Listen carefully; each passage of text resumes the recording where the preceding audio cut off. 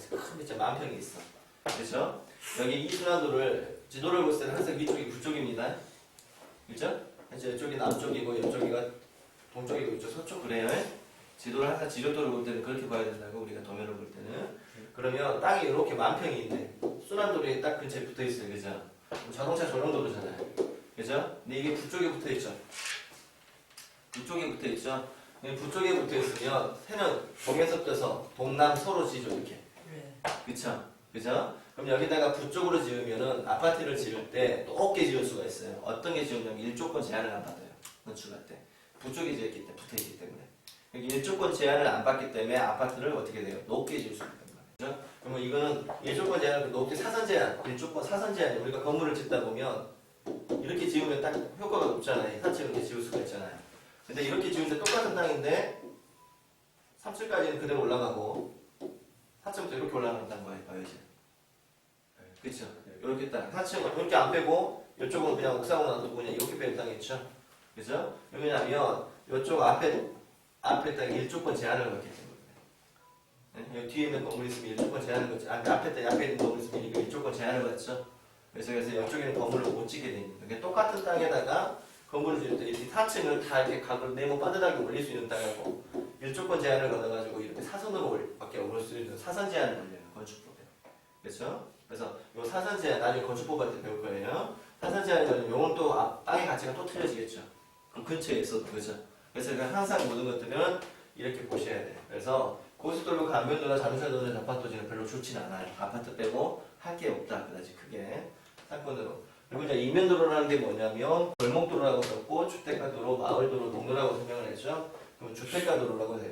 골목도로. 그래서 메인도로에 넘어서 한 두 블록 정도 가가지고 블럭블럭이라는 개념을 하잖아요. 두 블록 정도 넘어가가지고 만든 것들은 이면도로라고 해서 골목도로와 주택가도로, 시골 가면 마을의 농도도로, 전파도로를 이면도로라고 한다. 그래서 도로의 성격은 차 전용도로가 있고 차도가 2차선이나 차도를 접한 도지. 자, 차도가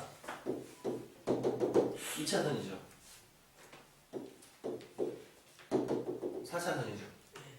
그쵸? 4차선이죠. 자, 또 하나를 그려볼까? 6차선이죠. 자, 차도가 넓어질수록 좋을까, 안 좋을까? 차도가 차선이 2차선, 4차선, 6차선으로 넓어질수록 좋아요, 안 좋아요? 자, 우리가 만약에 상가를 투자를 한다.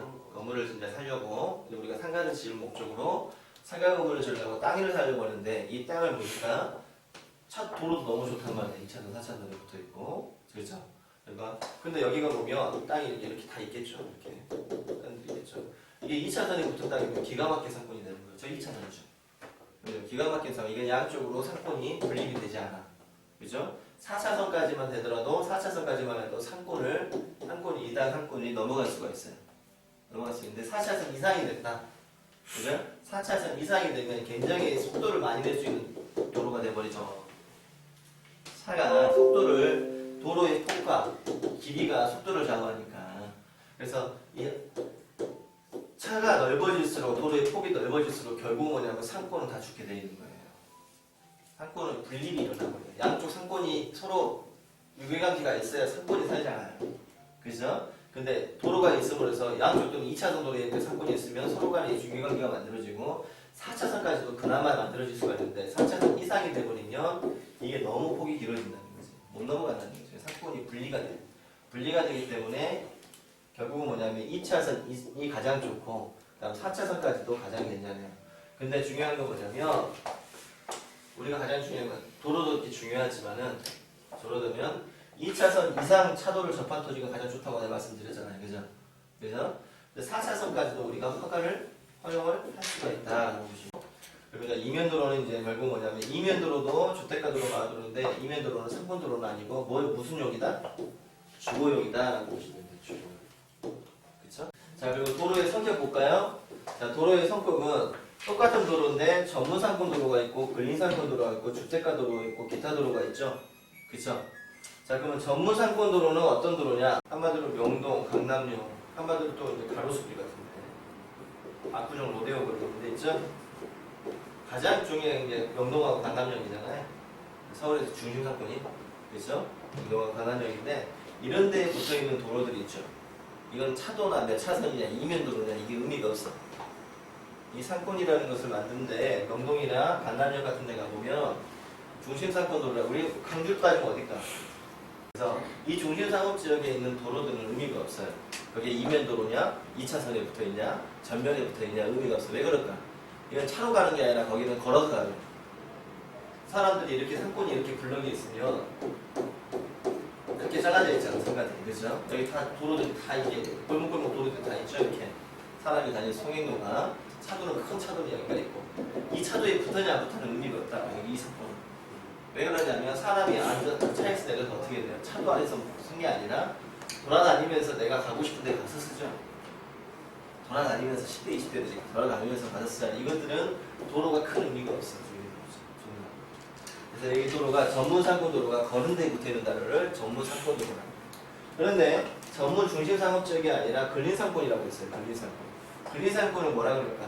그래서 지금은 근린상권도로는 어떤 도로냐면 주택가 주변 지역에 소규모 상권이 형성된 도로들 있잖아요. 아까 말한 아파트 단지 어떤 동이다 그러면 동의 아파트 단지에 그 사람들만 쓰는 상권 있죠.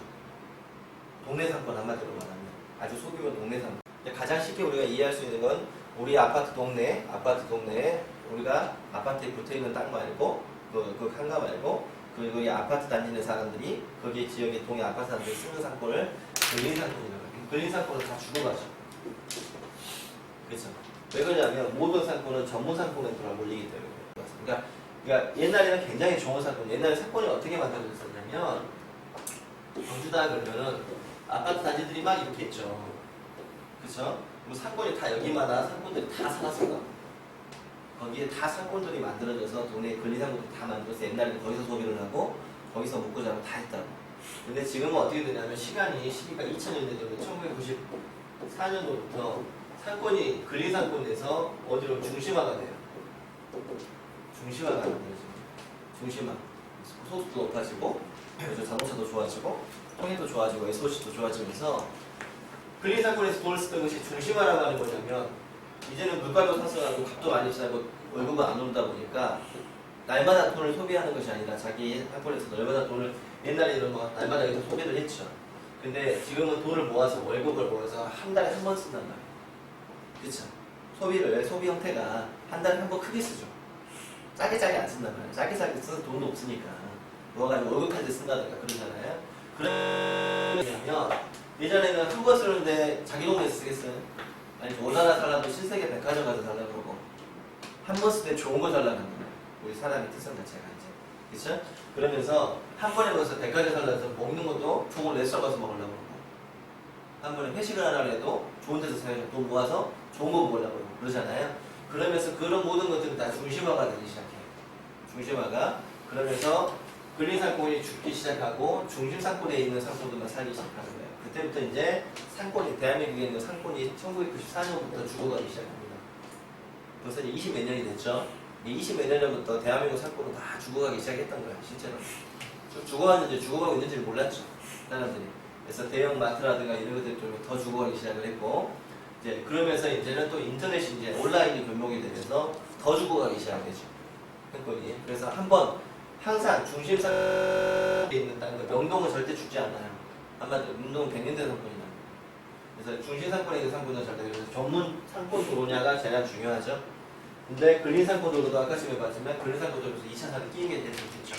그래서 이 상권 도로고 주택가 도로가 있죠. 그죠? 저 뒤에 있는 도로들은 다 주택가 도로라고 보면 되죠. 그리고 그 다음 나머지 공장지역의 농로, 임도, 공원, 상층 등의 하천, 제방 등 이런 것들도 기타 도로로 나중에 도로편에서 배울 거예요. 오늘 이런 기본적인 거 알고 결국은 뭐냐면 가장 좋은 게 이거겠죠. 그 다음에 이거겠죠. 그죠? 그래서 이렇게 내려올수록 가치가 높아집니다. 그래서 이거 뭐냐면 도로는 땅값을 결정다. 그래서 도판도로의 면수, 조밀, 설정, 사대에서 땅값이 결정된다는 게 이제 아시겠죠.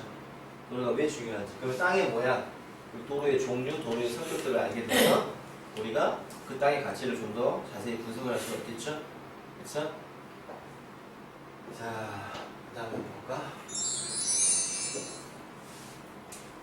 그리고 도로가 땅값이다. 토지에 붙은 도로의 성격과 넓이가 결국은 도로의 성격이 상권이냐, 근린이냐, 주택이냐, 그리고 넓이가 2차선이냐, 4m 도로에 붙었냐, 4차선에 붙었냐, 그러니까 토지성을 결정하는 겁니다.